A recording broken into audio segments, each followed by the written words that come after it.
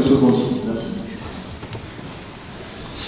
Na comportement na pays au centre, les amis au message na biso. C'est vrai, le dia de carte ici qu'on a fait dans le pas si vous avez biso bonso. Na ya wana to na programme, les programmes to na ya bo, les qui ont usé makata bonso. Les bongo to pesa maloba pas ya référent ou à commissaire qui peut avoir autant de services na programme pour y les to pesa mo pas ya référent. Merci.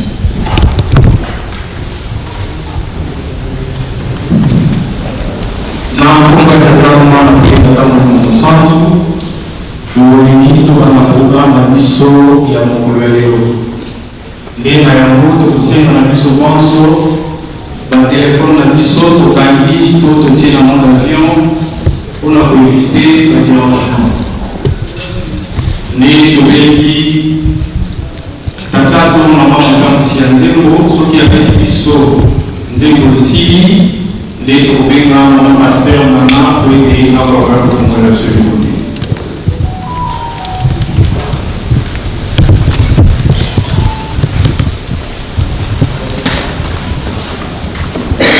Siwazambi ukasira siwaza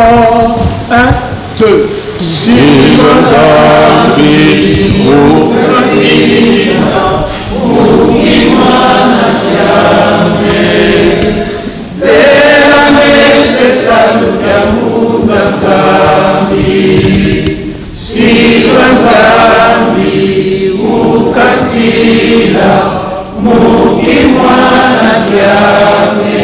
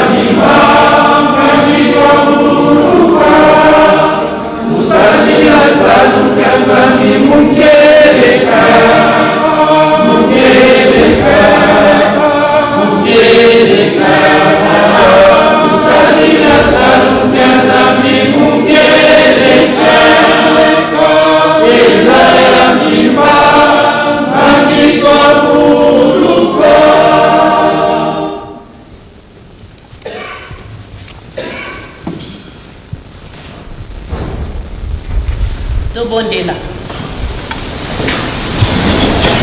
Na kama unataka safi ya kuenza betata mwana betata Molimo Santo.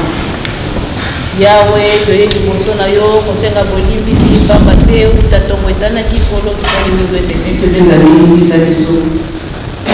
Papa na damu oyo tuzali kosenga merci bamba to bale biso kutungu bakino komiso so ba oyo. Yawe na ngai na kosenga papa. Ya somo mkuluna nilo zambili mbogisa kiyango pamba te azana kuzala kate bana nilo tukuti vipai na vipai bamboka na bamboka na tina mosusu te papa na tina ya wano teka te kumela te feti te kati na tina ya likambo ya mawa pe ya basi uwezi kukwela biso ya sono nzambe toye na tina wa dorote asila kikosokisa mwenu wepai na yo papa mishana ya tina ya na se ya damu papa masa kokiseki yango pe komi na tango ya kososa molimo epai na yo komo tobeli yo papa oyo mwana sinyani kozala na se ya tango papa tika tokanisela ye na esika na bakiti na yo akokonisika pazala pembeni na yo yawe biso toye na kati na esika oyo kolozala na biso bafamili totiki na mabokolo papa ya solo nzela mosusu ya kokutana na yo nzambe ezali te tososoloka yango pote kokoka wana ezali mpasi kasi totikika kepai na nzambe batela biso bana na yo kono seremoni na biso nyonso esi kotika na maboko na yo na ntango oyo mama azali na biso eloko pamba te ntango nzoto na ye kotina na se ya mabele te papa molimo ya mama azali na biso eloko mama azali komona biso nyonso tu ndenge tozali kolela ndenge tozali kokanisa ndenge tozalaki na ye kasi yesu azali komona esika azali ya kokende ya esengo papa atoni na esengo ya mwana tika ete okoka mpe koteya biso bana toka kotambola ndenge mama atambolaki po biso po mokolo na suka ndenge tokokakola toto na molimo tozwa esika ya mokumu ya kitoko epai na nzambe kimia tosengi na ebandela kokana biso mpe tokosisa nzambe ezala na biso na nkombo na nzambe tata mwana mpe tata Molimo Santo amen.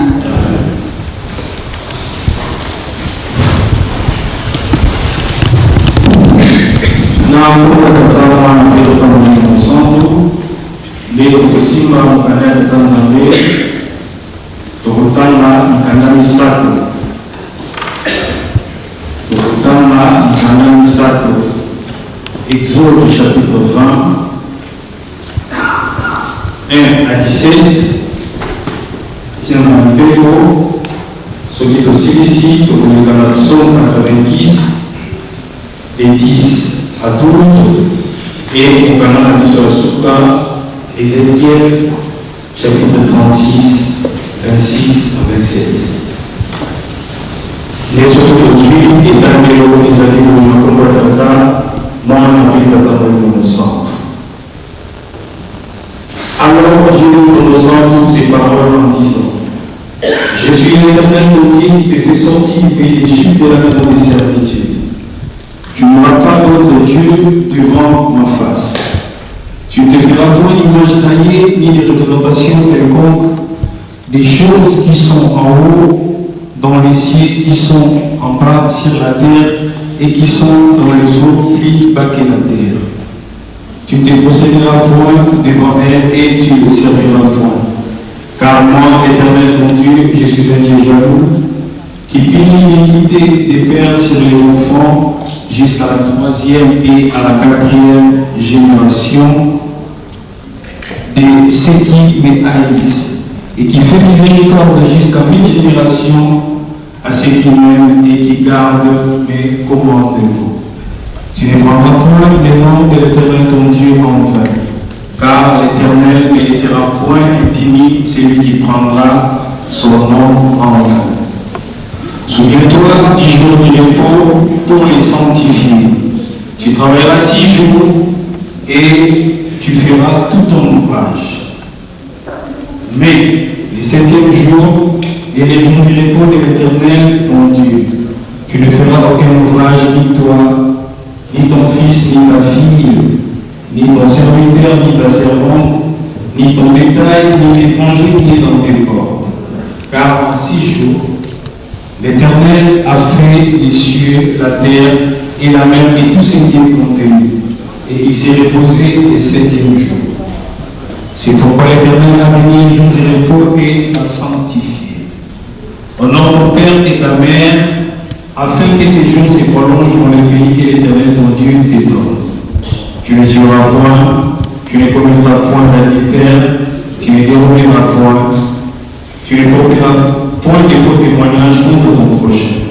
Tu ne convoiteras point la maison de ton prochain, tu ne convoiteras point la femme de ton prochain, ni son serviteur, ni sa servante, ni son blé, ni son âne, ni aucune chose qui appartient à ton prochain.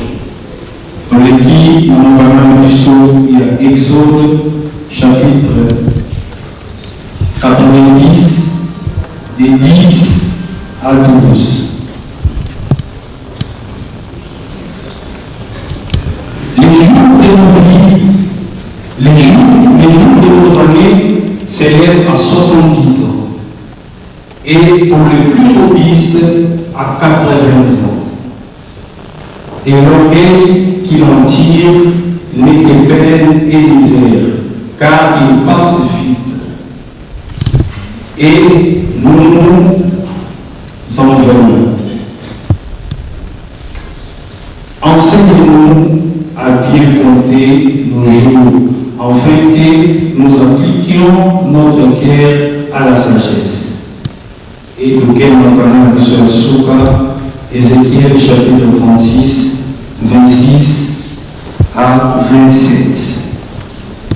Je vous donnerai un cœur nouveau et je mettrai en vous un esprit nouveau. J'ôterai de votre corps le cœur de pierre et je vous donnerai un cœur de chair. Je mettrai mon esprit en vous et je ferai en sorte que vous suiviez mes ordonnances et que vous observez et pratiquez mes lois. Amen. Tout bon Dieu. Nampoka tata mwana ke tata mwana santo. nzambe na biso kopasi mokipangia ngai totondi letoli pamba te obate biso batongo tokomiso na ntango totie kutu na se tosiki bolimbisi tozali bana na se ya ntango na mingi tokosalaka esekisa nzambe na bino te ya solo papa eloko esalisi biso na mokolo na esika oyo nzambe na biso loyebi na ntina ya bokaboli ya nzoto mpe na molimo ya mama mosali na wadoro te yango biso bana na yo tolingi tokakola mwa liloba na yo na ntango tika ete maimanso kungai na koloba na esika oyo ekokobetisa libaku te kasi ekokotonga na ntina ya milimo na biso nyonso ekomisaka ezala mosika ebandeli ti suka na bongo tata mwana mpe tata molimo santo sengelaka nyonso amen.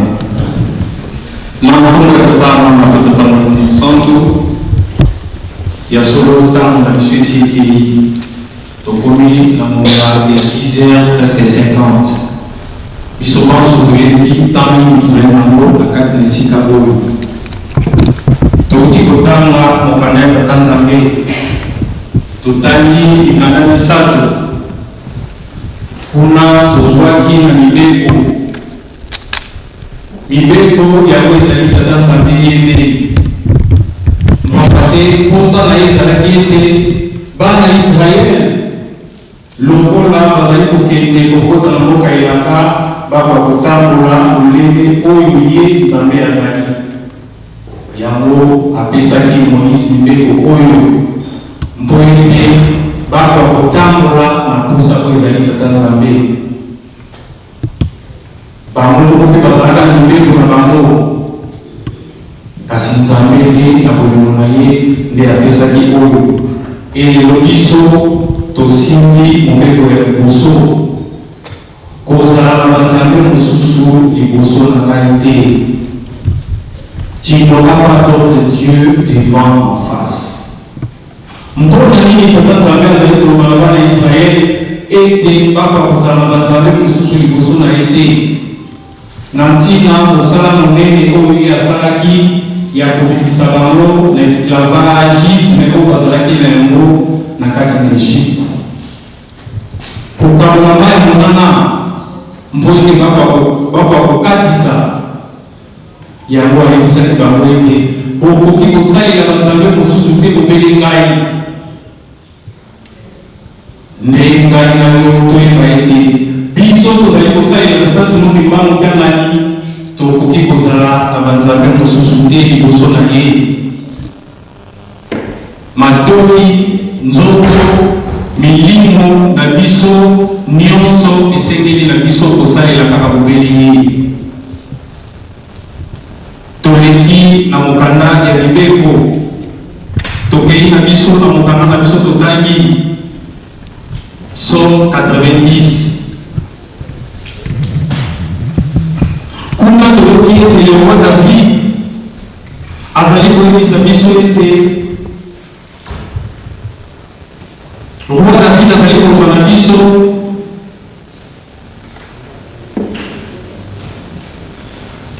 les jours de nos années s'élèvent à 70 ans et pour les pyrrhonistes à 80 ans. Mikolo ya bomoi na biso na mokili oyo tozali tata nzambe apesi ngai na yo yango juste na 70 ans. Kasi baoyo bakozala makasi oyo abeti bango les pyrrhonistes nde abakiseli bango kelke ane likolo.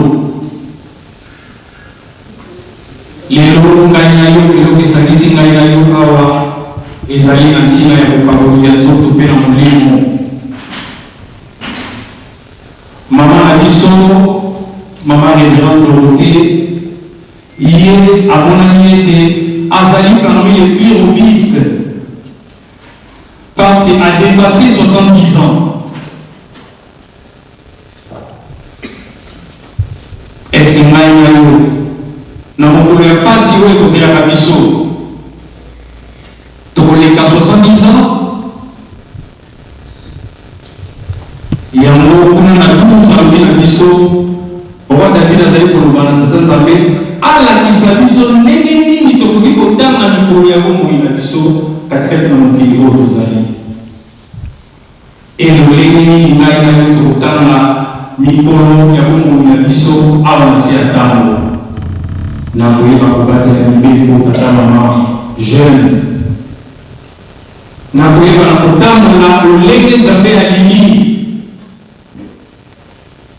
nde wana ya solo tata nzambe azali kolakisa ngai na yo posa ya tata Simon Kimbangu nani ete mokolo oyo totikaka mokili oyo ntango tokokende kuna tokakokota na nkembo na ye yango azali konsengi ngai na yo totika mabe tosala malamu mpo ete mokolo wana ya suka tokakobika yango prophète Ézéchiel kuna azali koloba na biso je vous donnerai un cœur nouveau et je mettrai en vous un esprit nouveau. J'ôterai de votre corps un cœur de pierre. Na kopesa bino motema ya sika lolenge yo kotelaki na esika oyo tata mama Jean Kimbanguiste kobima lisusu ndenge wana te pamba te mama paster oyo azali awa lobi ye mpe akoki kovanda na kiti oyo ngai na yo tozali soki yo ozali kondima kosala malako oyo nzambe na biso azali kosenga te ekozala na yo mpasi mokolo wana yango oyo alobi ete nakopesa bino molimo ya sika to motema ya sika na kolongola motema ya libanga oyo ezali kati na bino e na kotia motema ya mosuni mpo ete toyeba kokima mabe soki tozali kokanga kaka mitema na biso na kosala mabe mokolo wana ya solo ekozala na biso pasi profete Ezekiel azali koteya ngai na yo boye ndenge okoteli na esika oyo koluka kobima ndenge wana te à chaque fois tozali kolamuka tozali kolala tozali kolamuka tozali kosala un pas vers la mort nani ayebi likambo kokomela ye soki tobimi na esika oyo soki ozali kotia motema na yo kaka libanga tolanda motema ya mosuni toyeba kokima mabe mpo ete mokolo wana ya suka tokakobika na silisi na komba tata mwana mpe tata moyo mosantu amen totelema totobe priez. Notre Père qui est aux cieux, que ton nom soit sanctifié, que ton nom vienne, que ta volonté soit faite sur la terre comme au ciel. Donne-nous aujourd'hui notre pain de ce jour. Pardonne-nous nos offenses comme nous pardonnons aussi à ceux qui nous ont offensés. Ne nous induis pas à la tentation, mais délivre-nous du mal, car c'est de toi qu'appartiennent à tous les siècles et les règnes de la puissance, au nom du Père, du Fils et du Saint-Esprit. Amen. Amen. Tout Seigneur, c'est nous.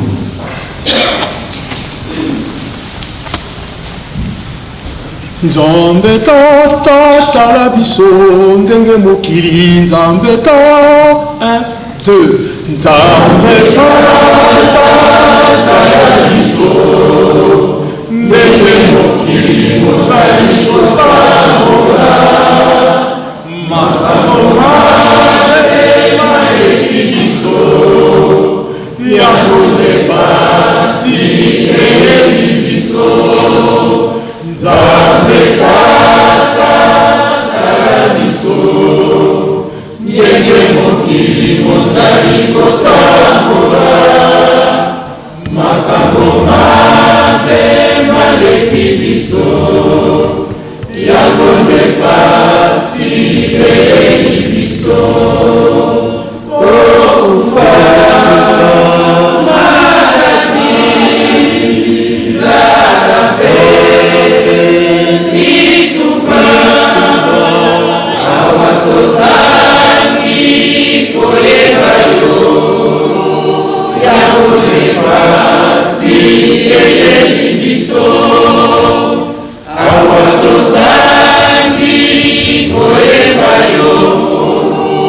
Yang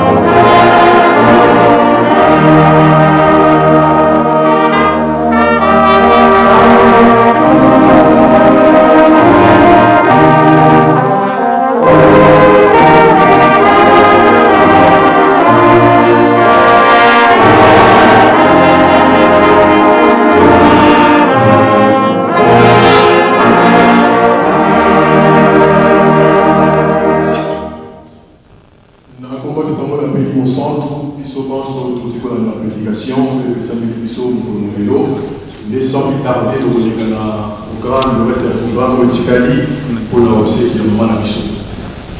Du coup, on va aller les amis au programme, pour que ça rappelle mon mot de fait, on va aller dans le mot de circonstances, que si nous avons la cérémonie, tout le groupe, nous avons Azali, maman pasteur, puis Azali Bongo, choriste dans la grande chorale de dirigeants, puis Azalaki Bongo volontaire.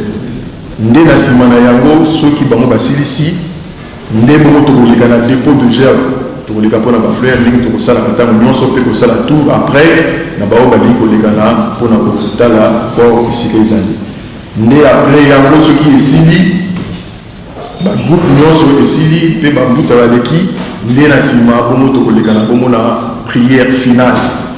Oyo, révérend pasteur, responsable de la paroisse à Paris, Saint, tous les révérends qui tous ceux qui sont là, à Ropé Sabiso, né la Simana, nous allons lever du corps. Corps et les calibosso, ceux qui est l'équipe de ceux qui sont sur la cima, ceux qui est côté, na torbillard, mais qui sont sur le Bongami, pour nous, si ça m'a commencé, que vous avez là, la destination de Soussou, où nous sommes dans la paroisse, il y a Saint-Ouen. Sans plus tarder, commencer, donc les camarades, on a des circonstances. Et vous allez bongo, on a 3 parties.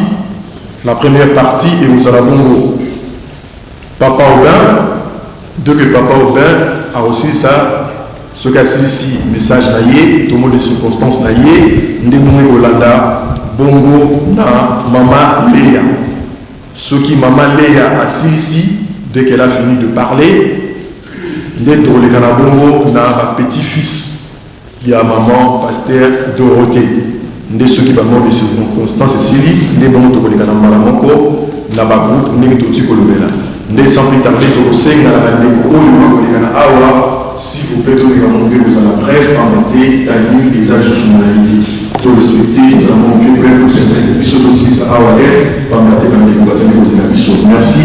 Nous invitons Papa Aubin de bien vouloir passer devant pour prendre la parole. Merci.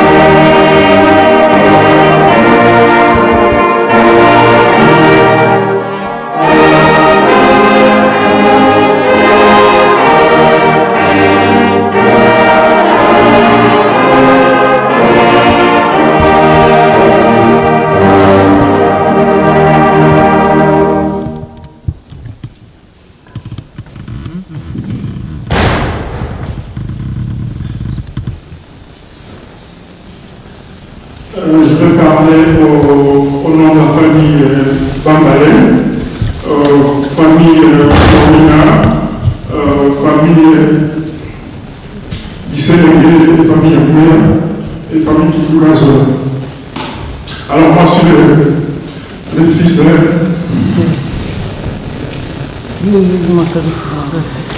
et on a pasteur de côté. Vous avez maintenant ici à côté. Alors nous sommes réunis aujourd'hui pour rendre hommage à notre maman, notre très chère maman, Yaya pour les autres, et Maman Coco aussi pour les autres. Elle est née le 27 septembre 1952, elle est décédée le 30 août 2025, donc elle est décédée à l'âge de 72 ans. Nous rendons gloire et louange à l'Éternel notre Dieu, Maître des temps. Vous l'avez suivi ici, il a été dit. Notre Dieu, il a décidé de prendre à l'âge de 72 ans notre maman. La grâce et volonté que Dieu soit loué. Parce que dans la Bible, il est dit, je cite, les jours de nos années s'élèvent à 70 ans et pour le plus probiste à 80 ans. Maman Dorothée est née de l'union de papa grand parterre Omina Georges et maman Marie Yamouya Bouri Sassaya. C'était une personne qui a touché la vie des temps de nous. Son calme, sa générosité, sa douceur, sa gentillesse et son amour resteront à jamais gravés dans nos cœurs. Oui, j'espère que notre maman nous écoute ici. Maman, c'est avec grande douleur que je me mets ici. Tout au long de votre vie, tu n'as cessé de nous enseigner l'amour en toutes circonstances. Chacun de nous a goûté à cet amour jusqu'à son dernier souffle. Tu étais aimable et aimante, douce et bienveillante. Ta tendresse, tes paroles réconfortantes et ton sourire vont terriblement nous manquer. Merci d'avoir été cette mère exceptionnelle, non seulement pour nous, tes enfants, mais aussi pour tes neveux, nièces et bien au-delà. Ta maison était celle de tous, ouverte, accueillante, chaleureuse. Chacun s'y sentait chez soi. Tous sont unanimes, tu étais une maman, pas seulement pour nous, mais pour tous ceux qui t'ont connu. Tu nous traitais sans différence avec le même amour, la même attention et la même délicatesse. Merci d'avoir été là, fidèle à nos côtés, dans le jour comme dans les épreuves. Merci de nous avoir montré le chemin de Dieu par ta prière quotidienne, ta foi inébranlable, ta force puisée en lui et ton amour du prochain.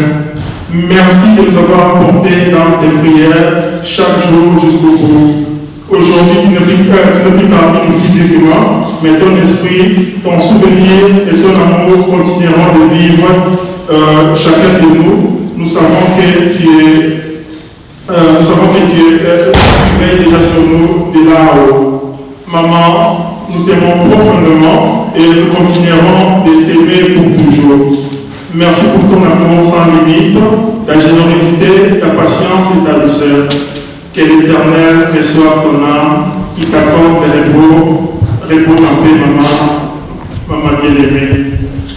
J'aimerais également remercier l'Église climaniste, toute la communauté climaniste, spécialement l'Église, la paroisse de Saint-Ouen, tous les pasteurs de Saint-Ouen.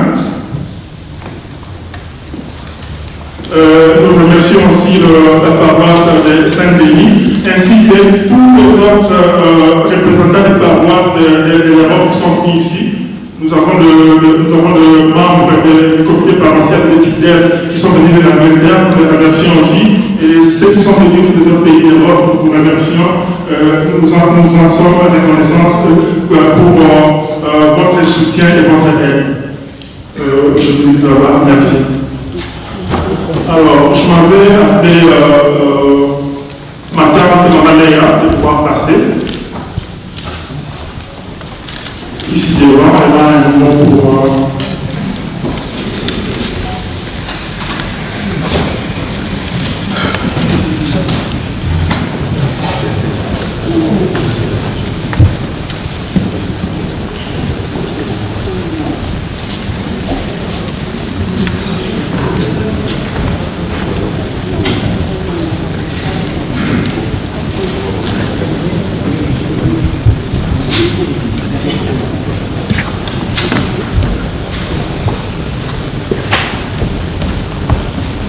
Como cantar e como amar e como santo.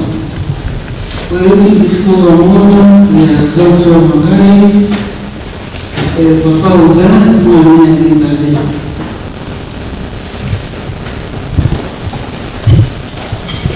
Mamãe ha visto, não papá, mamãe veio ali, não papá o de Jorge, bastante aqui 14 de mariage, a gota cantina.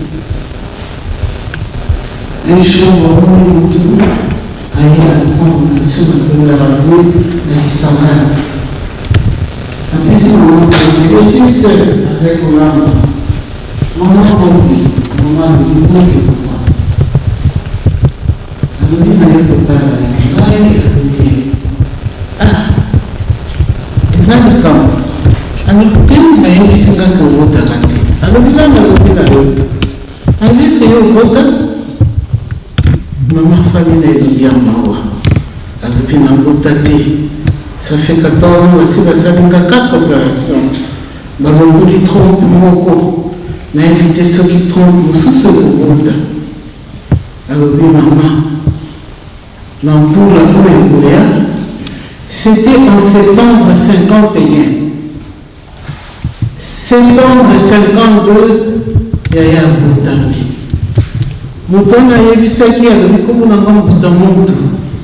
Nayaka na masuwa, nazongaka na masuwa. Mama ayebaki te eza papa Simoki Mbangu. En septembre 52, ma grande sœur est née. Mwana Bilaka. Il y a papa Simoki Mbangu. À 53, papa Simoki Mbangu, il était déjà mort à Lubumbashi. Ailleurs, quand elle a vu sous maman, là, comme maman est à mon accueil, maman, quand il bout à moto, papa Boya, n'a l'équipe est à Moko. La sixième année, elle va à maman, à papa, famille à moi, et il y a une maman l'équipe. yango nazwi leki na ngai aza présente mama pasteur biselengi bayebi papa leki ya mama na yangoye papa na ngai alobi na kobala basi mibale te abengi papa Fred, papa biselengi ya Fred alobi na ye ntango mwasi baye na ye c'est ta femme kaka bana bino tokobota biso tokobokola mama azalaki na miliki te mabele te me mwana soki abotama ezomelisa bana banyonso babotamaki bana 4 babotamaki mibale ya basi mibale ya mibale 5e des grandes sœurs. Na 53 Boutamoto était déjà mort, comme j'avais dit, à Lubumbashi, mais année dans le pan. À la maman, papa Zali a levé à Zali, mais maman. Papa m'a dit, maman dit, Boutamoto. La décision de l'idée, Boutamoto, où est-ce qu'il y a un bota? Alors, nous avons un côté drapeau, Bendel, dans les banques. Avec le communauté, avec un ticket de Bangawa, nous savons nous-mêmes, et nous savons nous kati, na mtambo na bino, na lupango oyo. Na likimo kende Kinshasa, bokota na libota na bino. Papa, nous toza na mutukuna te, biso toza bato ya likolo, Kinshasa eza mosika. Tokendele kuna te tokoyeba na bino nakozala kuna na koyamba bino papa mibale na bamama mibale na bana babotamaki bakoti na masuwa bake na Kinshasa bakomi na bichi ngopila ganse oyo ya liboso ya momaniki alumi na balkon papa mbuta moto ayebisaki bango te na kozala kuna mbuta moto bakiti na masuwa okitaka kitaki azati mutu jeune mondenge oyo ayaka na ndako aza mokolo nde apusani na bango alobi nga naza moto motu te nga nde Joseph Tianginda 3e fils ya moto moto ayebisi nga ya koyamba bino bozali bota na ngai il y a un moment papa Tianginda dans un moment amène papa qui m'exemple alors à 5 heures du matin tu peux quitter calme tout pour un moment ça pour le gars quand histoire exemple là l'équipe c'est là à nous papa Tianginda ça va nous chauffeur motuka iyi bakeka nzela zamba motuka ngo kitaka te bakomi na filage moko bakiti avec des sous-tournés. 3 voitures avec 3 chauffeurs différents. 3e voiture est comme si on a un câble. Bakuti maman et si quand on passe mon qui m'a gazé pour ça on ça va servir dans câble. Aïe ici la route na bino. Tout c'était midi juste. Vous avez dit à vous ici na ya babino. Vous allez porter na biso. Afin ici bango, après si bango bisika bonga. Abito bina tomo to sola. Na tomo avec maman. Alors puis ma famille c'est un montouna. Il dit mais pas na yo balé. Basa pour ça. Maman le vieux tata nzambe pour ça. Ya monté et ça. On dit pas ce moyen. On consomme donc on consomme uniforme bas. On continue pas si maman le vieux. On dit ça tata nzambe depuis c'est quand on dit ça. Avec papa de Dieu, maman de papa de Dieu depuis et ça va quand il y a temps plus. C'était 50 ans. Il ne vont pas les quitté. Papa et ça va maman et tout le monde qui a 6 mois. On a vu son parce qu'on a vécu beaucoup de miracles, beaucoup de choses. Mais tout le pays qui s'amène. On a vu son 9 fois. À ta vitre, l'eau pour qualité. Pour le continent. Tout ça là qui n'a pas. Même pas. Attends, Banindele, Babalou qui nous reçoit de prendre mon église du Christ sur la terre par le fait, c'est moi qui parle. Et c'est le feu. Nous sommes en train de combattre Dieu. Biso vous avez la pamba. Papa n'a biso la pamba. Dans la pauvreté, c'était des banquiers. Ils ont abandonné leur banque pour suivre Simon Kimba. Mais tout le monde est passé. Tout le monde est passé jusqu'à la fin. Nous avons construit l'église à Kisangani avec leur argent. Nous avons acheté le centre à Kisangani avec leur argent. Pas avec l'argent des poches des fidèles. Il n'y avait pas de Sinsan. Papa, non, maman. Tout ça, c'est dans le Nzambe. Et c'est au Brésil. Bon, maman, nous sommes. Je suis aux États-Unis avec tous mes enfants. Ma soeur, maman, voici c'est ma université. Dans le Baka, toujours, nous sommes bénis. Parce que tout ça, de la vie, il va précéder Kibiso.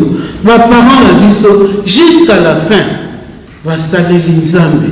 Quand il a beau solo. Quand il a beau solo, pas avec intérêt. Il y a pour exploiter le bateau, il y a pour ça. Ils n'ont pas fait ça. Vous ne pouvez pas faire de dans le final de ça. Papa Banza. C'est des personnes d'un gamme. Ça, c'est annoncé. Alors, lui, il monte à Mangaï, nous trouvons pas au fil. Pour le richesse, Papa Bisséné dans le fil. Il était resté avec nous, sans l'aider, jusqu'à l'enterrement. Pour tout ça, le monde dans le monde. Papa, maman, tout ça, le monde dans le monde, dans le monde. Donc, le monde dans le monde, dans le monde, le souci, dans le monde, moi, tout le monde me sent. Amen. Amen.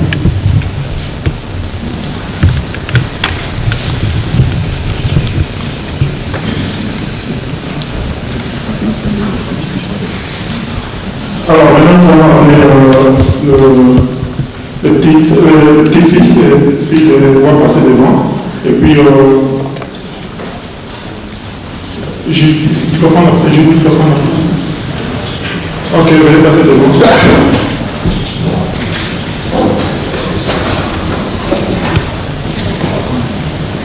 Soyez ouverts.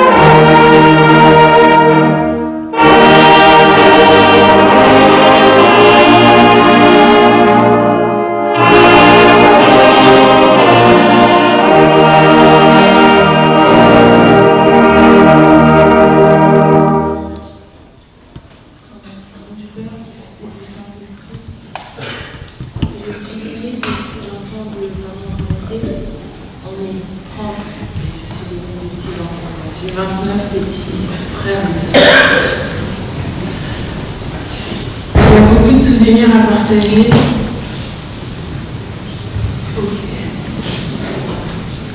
Il y a tellement de choses à partager parce que notre mamie a vécu avec nous tous et chacun de nous a un souvenir, même pas un seul, mais beaucoup de souvenirs avec elle. Et on a tous un même témoignage d'elle parce qu'elle nous aimait tous pareil, elle avait du temps pour nous, elle avait du temps pour tous ces petits enfants. Mais le dimanche 31 août était un dimanche particulier parce que j'ai vécu avec ma mamie dans la maladie. Et même quand elle ne pouvait pas aller à l'église, elle restait à la maison avec son femme et elle suivait le culte. Je veux lui demander, mamie, je peux juste te mettre en vie normale et tout. Mais en elle, je voyais juste la foi, la persévérance et surtout la constance dans la prière, dans la cause, dans l'action qui vend.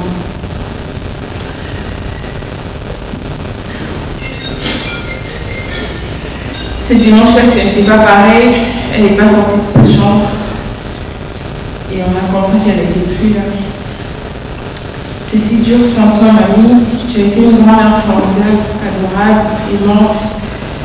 Tu nous as transmis de belles valeurs, le respect, l'amour de soi et du prochain, la générosité et aussi la foi. Merci pour ces enseignements précieux que nous garderons toujours dans nos cœurs. Toutes ces années passées auprès de toi nous ont profondément marqué. Tu étais présente pour chacun d'entre nous, attentive à nos vies, à nos réussites, à nos difficultés. Ma grand-mère connaissait par cœur nos dates de naissance. Parce que même quand moi, en tant qu'aînée, j'ai pris l'initiative de noter toutes nos dates de naissance parce que je ne peux pas les mettre derrière. Je les ai dans notes, mais ma grand-mère, elle les avait en tête. Et même, parfois, je l'ai surpris en train de noter nos dates d'anniversaire dans son carnet, parce qu'elle voulait toujours s'en souvenir, pour pas que ça lui échappe.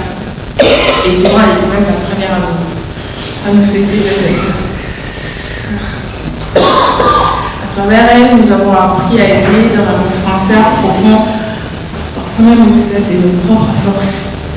Tu nous as appris que l'amour est plus fort que tout et que lorsqu'il est vrai, il dépasse tout ce qui nous limite.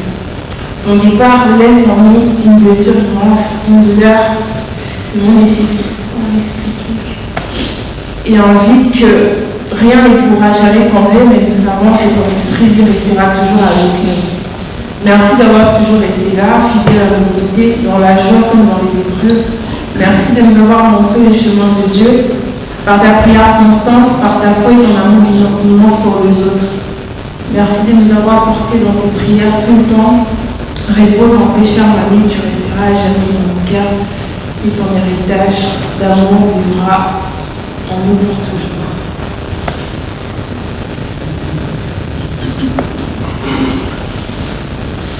Chers amis, chers proches, aujourd'hui nous sommes réunis pour dire au revoir à notre grand-mère. C'est un moment de tristesse, mais aussi un moment de gratitude. Nous remercions infiniment d'avoir donné la chance et la grâce de connaître notre grand-mère, de partager sa tendresse et son amour.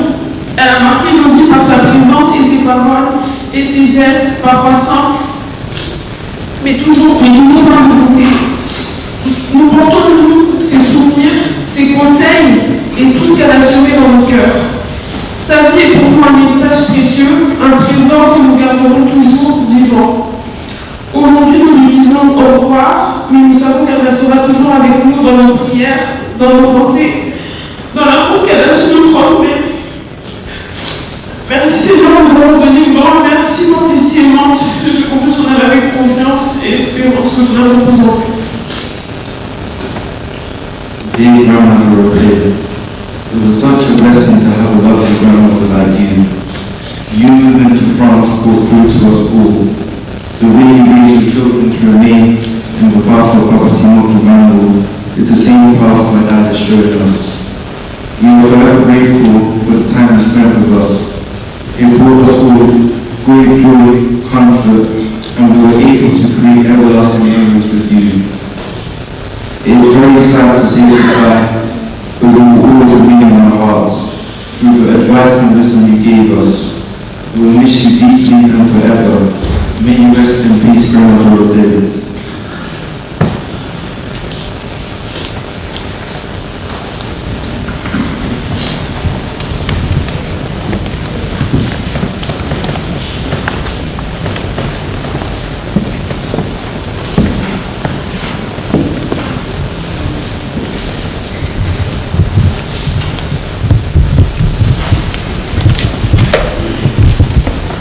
Merci beaucoup pour les bonnes circonstances. Sans plus tarder, nous allons passer au niveau du groupe.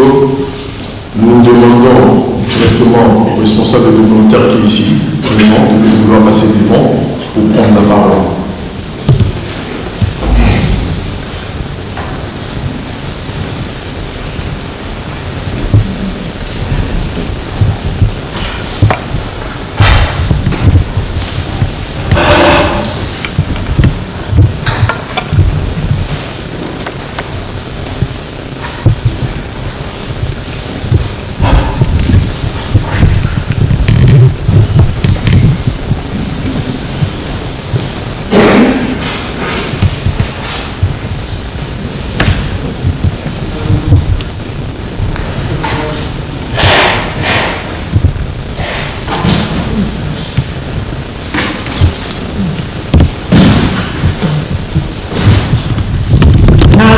Tata mwana pe tata molimo santo bandeko na biso soki bomoni biso toye liboso ezali mpona kopesa témoignage epai ya mama révérende mama Dorothée Wawina Komba ya solo bolandi ndenge yaya alobi témoignage na ye ya kobotama na bongo ndenge ya botamaki atikaki mosala ya tata Nzambe te pena ndenge tokoki kokende mosika te azalaki moko kati na biso na groupe ya volontaire kuna na Kisangani lelo ndenge alali atiki biso azalaki vice-présidente na ya ba volontaire ayaki na mboka Kinshasa pamba te molongani na ye azalaki malade na ndenge atikaki biso mama pe atikaki mosala te na bongo bana baye kobengisa ye awa na Europe ndenge pe avani na biso quelques jours atikaki mosala na ye ya volontaire te pamba te ezali likabo oyo ye azwaki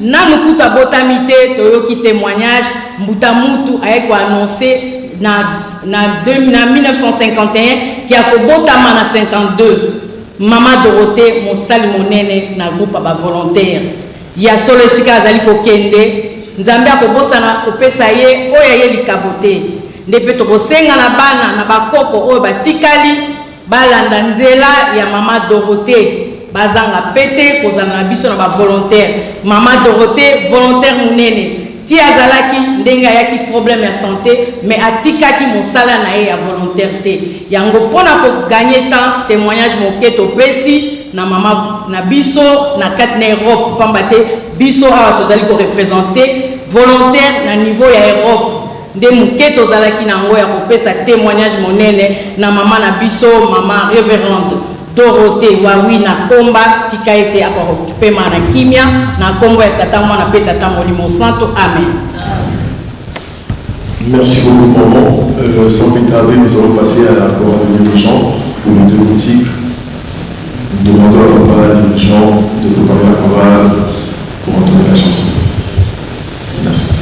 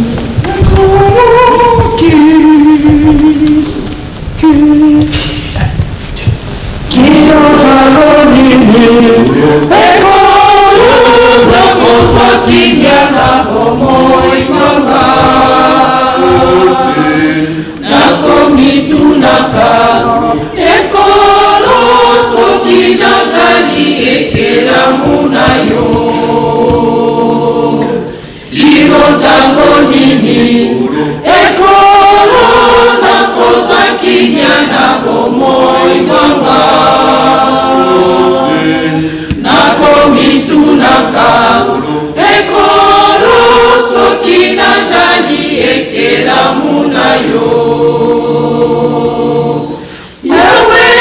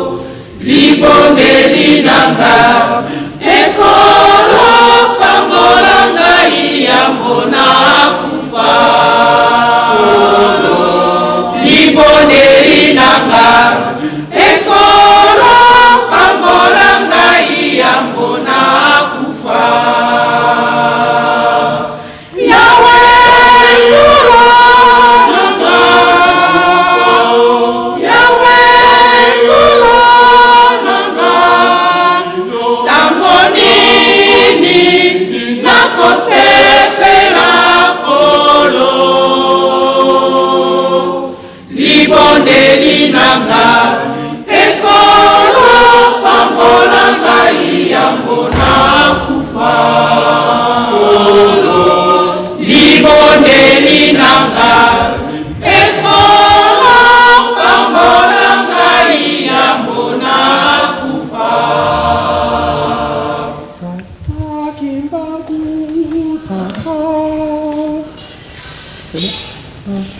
Kimbangu salisa biso tata Tata Kimbangu salisa biso tosepela tata tonyokwani yondeneneke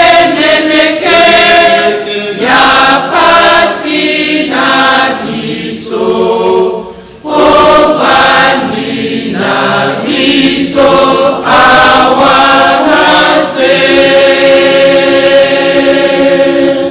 tata Kimbangu salisa biso tosepela tata tonyokwami yondeneneke ya pasi na biso ovandi na biso awana se yozali nzambe kati na biso yozali mosungilo ya tina se kata mokano bandimi basepela na nkembo na yo seko kata mokano bandimi basepela na nkembo na yo seko yozali nzambe kati na biso yozali mosungilo ya tina se ata mokano bandimi basepela na nkembo na yo seko tata mokano bandimi basepela na nkembo na yo seko. Merci beaucoup à l'École de dirigeants. Pour conclure, nous allons demander exclusivement à Papa Passé, responsable de la Corse et parmi 5 points, que les gens qui te suivent la validé de bien vouloir passer devant pour prendre la parole. Merci.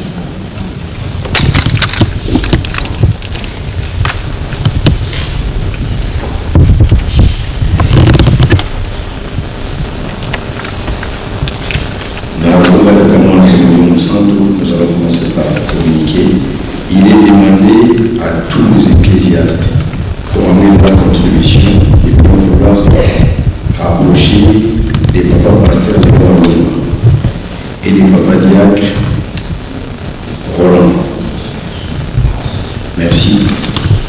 Nakoba tata mwana Molimo Santo biso nyonso tutouti kolanda batémoignage oyo epesami na esika oyo topesi merci na libota na ndenge basosiaki lingomba oyo tosala na démarche tosala makambo nyonso tokoyo ensemble na bino ndenge tolobaki moto toye komona bino mama Dorote azalaki mama na bino na bonzoto azalaki mpe mama na biso na molimo pamba te à chaque fois oyo nzambe azalaki kopermettre nzoto ezala makasi azalaki komonana na biso na ndako ya nzambe azalaki vraiment kosala effort ya koya na ndako ya nzambe soki mwa makasi emonani Mais ntango nyonso tu soki na approché pour tuna ye mama boni papa pasteur nzambe apesi makasi yango tomonani kobosana nga na mabondeli na bino te. Mokolo mosusu tosololi na ye vite fait alobi papa pasteur lingomba oyo biso tokoti yango ntango oyo bato bazalaki nano ebele te. Ntango nakomaka boye nazomona nazalaka na esengo mingi yango wana kosala mosala oyo na solo. Mama merci na témoignage opesi parce que témoignage wana ezali parmi maloba oyo mama Dorothée na solola na ye na yango na ndenge okeyeli te mais na makambo nauti koloba na comprendre pourquoi ces jours-là mama Dorothée alashaki ndenge likambo wana ke ntango bango bakotaki na lingomba ezalaki modoli oyo ete topesi merci na biso nyonso na lingomba mobimba epesi bino merci mama Dorothée mosali kati na elanga ya papa Simoki Mbangu ya mwana bomoni mpe bamuta ndenge tokocukolaka bauti musika ndenge bavandi wana mingi mpe babengi na batelefone mpo likambo oyo papa Simoki Mbangu alobaki na biso tozali famille. Papa Diabena, papa Simoki Mbangu, papa Diabena azali koyebisa biso mama mwebu mama bido bakobota biso nyonso tu kasi balingi babenga ye monstre yango wana atindaki biso na bafamille na biso po tobotamela kuna. Mais famille ya monene ezali famille église kimbanguiste pamba te yango ezali ya molimo yango nde kosangisa biso ntango nyonso tu tosilisi na kotatamona ndenge molimo ensemble. Amen.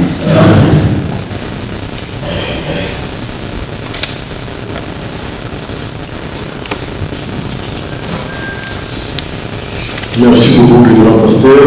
Sans plus tarder, je suis là au premier étape pour tout ça, la combo de vous déjà, pour faire tout ça et la carte. Vous parlez des amis pour vous. Batoni Bosso, Babobanda, les amis pour vous, Madame Nzambi, c'est-à-dire le pasteur et tout le monde Bosso. Ceux qui vont passer ici, la famille, c'est la famille, en deuxième position. Et en troisième position, celui de volontaire. Le volontaire, en quatrième position, c'est l'AFKI. Et en cinquième position, c'est la grande de Jean. Et en sixième position, c'est la paroisse de Saint-Ouen. Ceux qui disent que nous super parmi nous, pour la venir pour faire la main de l'utiliser, il est occuper beaucoup de l'enseignement. Tout le monde est sur le coup, mais ça va aussi quand on est ici, quand on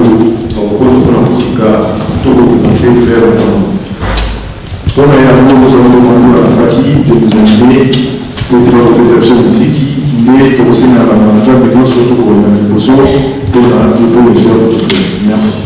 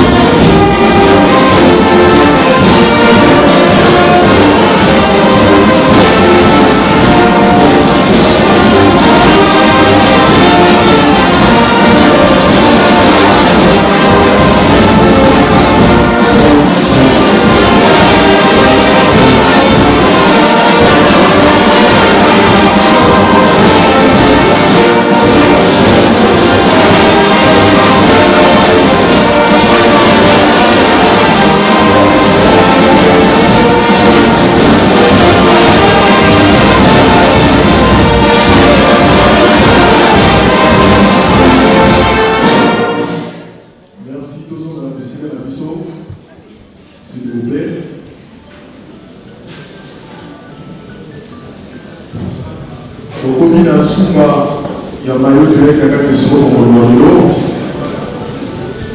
nde programme ya suka ezali polo na nsima na yango tokosenga na veteran aoleka na liboso soki asali idée finale nde tokosenga na bareveran nyonso bazali na nsima na biso awa bakolekana mpona kosala levi corps nde soki bazwi corps bango liboso famille na nsima mpe liboka biso nyonso tobimisi corps ndenge tokosalaka tosala yango na kokimie nyonso respect ezala bobu ezala te tolanda restriction apesi biso lidopeli bareveran basali levi ya corps famille na nini na nsima mpe biso liboka biso nyonso tolandi mpona kotoka corps kosakolo libala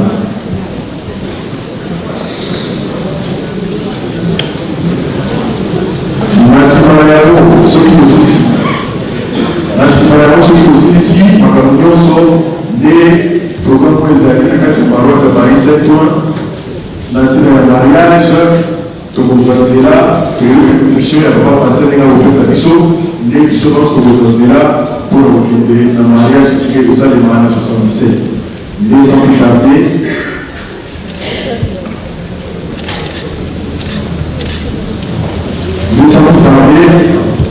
nous avons tout à passer responsable de bien jouer passer des moments pour la prière finale.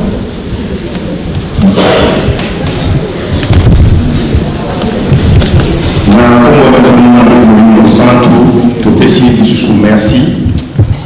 Maman Pasteur Rebecca, merci. Famille, merci. Au bisogno surtout yebi combat au nengeni nezalelaki. Tolobaki totia na mabonde lipo ete to sala likambo ya maman Pasteur Dorothée Nensengo. Yango peto moni.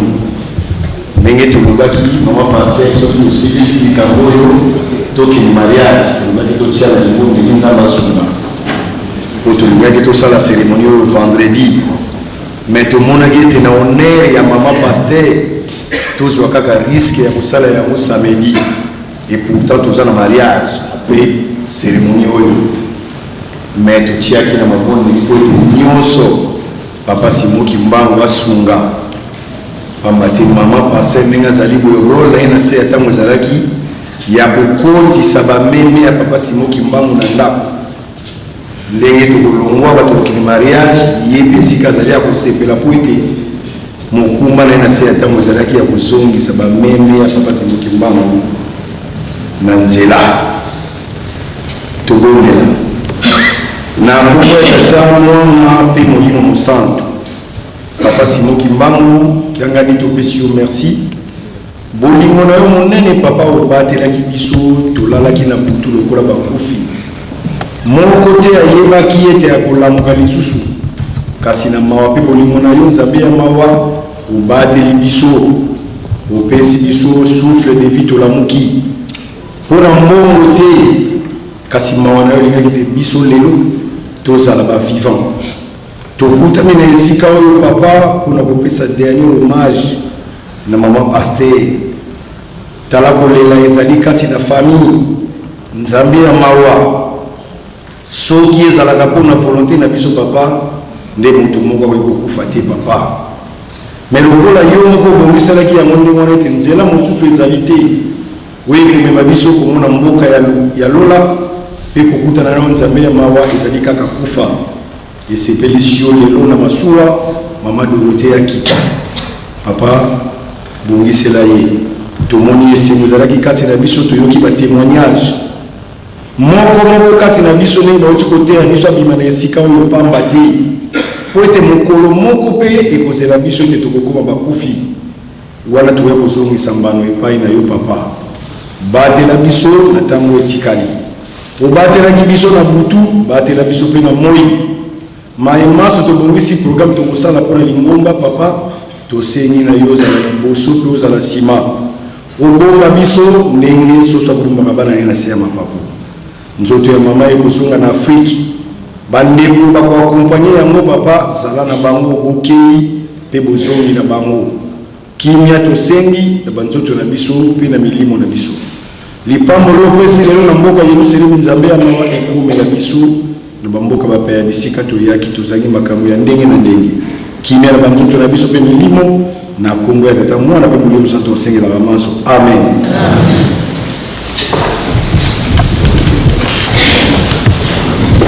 Sans plus parler de cette année-là, tous les candidatures comme ça, le niveau du corps. Mais ceux qui passaient au niveau du corps, pendant l'ensemble de Bosso, à Pasteur, famille à Sima, nous demandons des familles à Bota Bissabiso, qui me correct au Bota, la carte de Boutou. Merci.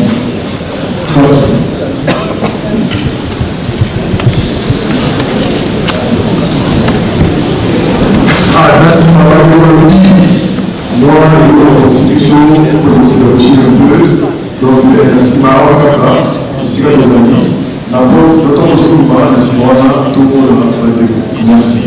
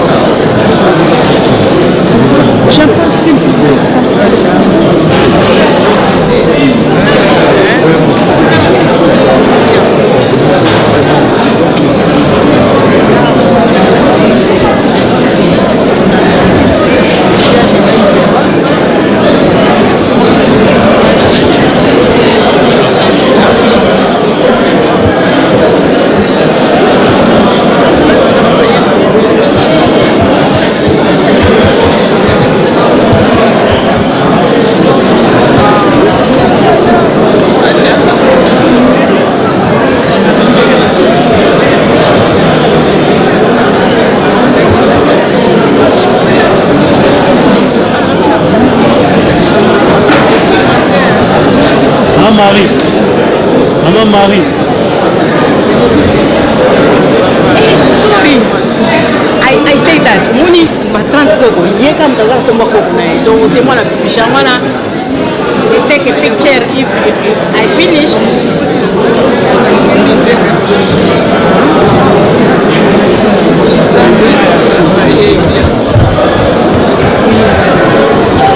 Na kombo ya tata mwana pe tata Molimo Santu ezali biso na kati ya Europe, plus précisément na paroisse ya Saint-Antoine de Europe. Sa dernier hommage na mama Pasteur Dorothée Wawina Komba oyo azalaki moko kati na biso. Yango bomoni milulu minene yali kosalema bapasteur bauti de partout pe mwana na ye ya liboso ya mobali lokola kozala na Londres bato ya Grande-Bretagne baye po topesa au revoir. Toyoki ba témoignage mama Dorothée nano abotamaki te mais mbuta mutu ayaki koannoncer mama na ye après 14 ans en disant que na 52 na septembre okobotama. Nde mama Dorothée abotamaki uta 1952 asalaki toujours mosala na ye. Tozali na koyebisa ete soki lingomba na biso ezali kuna na Kinsangani na Sayo grâce ya papa Wawina na papa Biselenge bango mutu batonga paroisse ya Sayo pour dire que mama Dorothée azali étoile asali mosala na ye munene azalaki volontaire atiki biso comme vice-présidente ya volontaire kuna na Kisangani tango akomeli biso pe na Paris malgré ya kota la famille azalaki na malade mais atikaki mosala na ete yango yo na ngai muto bozali kolanda to landa matambi ya batata na biso oyo bakote ya biso mikolo nyonso po ete mokolo tokolala tomona esengo lokola mama pasteur Dorothée Wawina. Merci mille.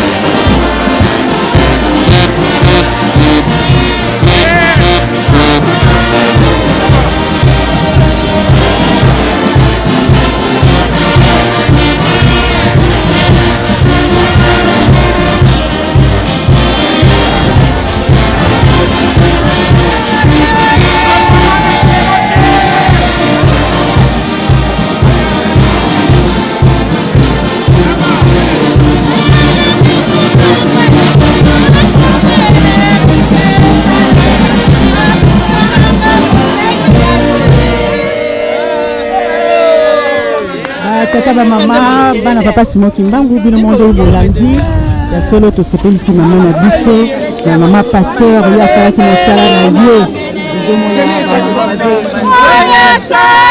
Makisokonda kwelo lale use asenganesa la bofoka mbobato bande baoteke na use polimo bamibolende longongene oyesa makisokonda kwelo lale use asenganesa la bofoka mbobato bande baoteke na use Yesu wana nendo ya soko nisunda nini mali eneke losamo la mungu enisoba obe atomela kiso Yesu wana nendo ya soko nisunda nini mali losamo la mungu enisoba obe lilatokene tobatoti bangola mbota ototo sila fe Mama Dorothée Mama Volonté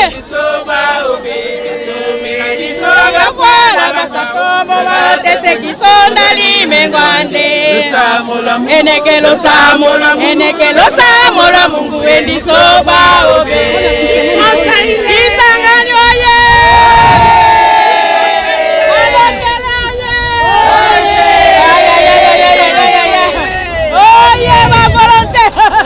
biso baloke biso foyemba donc akoma mokende te foyemba mama okomi na suka kati na masolo Kimbangu TV tolanda masolo Kimbangu TV tosabone mpona sango tata Simon Kimbangu ekende mokili mobimba merci ngai na bino ndeko mama Fifi Ndongala